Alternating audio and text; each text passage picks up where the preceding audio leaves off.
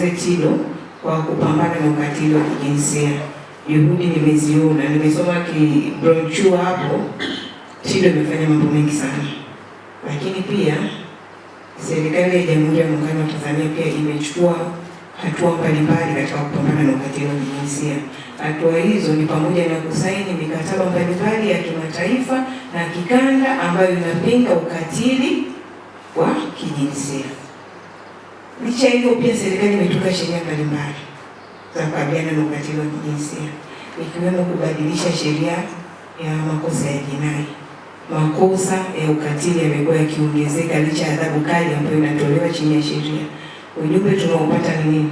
Sheria ni nyenzo ya mwisho ya kumcontrol na kumdhibiti binadamu. Binadamu anatakiwa pia elimishwe, na ndio kitu ambacho TIDO imekuwa ikikifanya.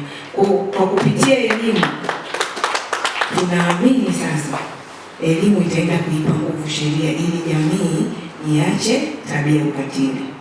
Na huu ukanda, mtanisamehe, huu ukanda pia ukatili upo sana. Vitendo vya ukatili ni vingi. Kwa mimi naamini TIDO haikukosea kuleta mradi huu.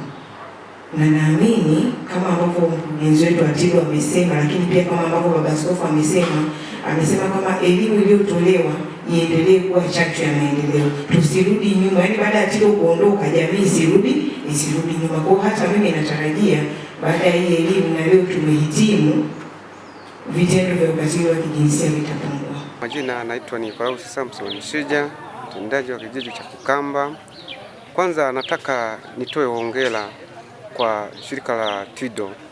Maana TIDO wakati inaingia 2013 kulikuwa na matukio mengi, au tulikuwa nyuma kabisa katika vijiji vyetu, lakini baada ya kuingia hili shirika la TIDO lilikuja kufanya mambo mengi.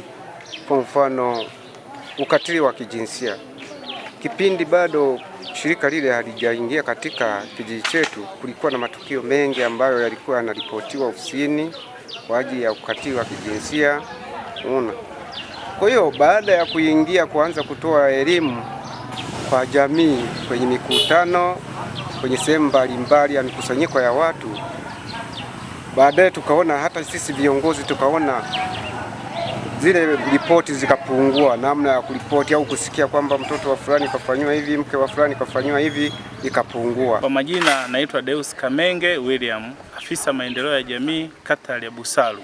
Kupitia mradi wa TIDO wamefundisha masuala mbalimbali yakiwemo ya ukatili wa kijinsia ambao ni changamoto kubwa katika jamii yetu.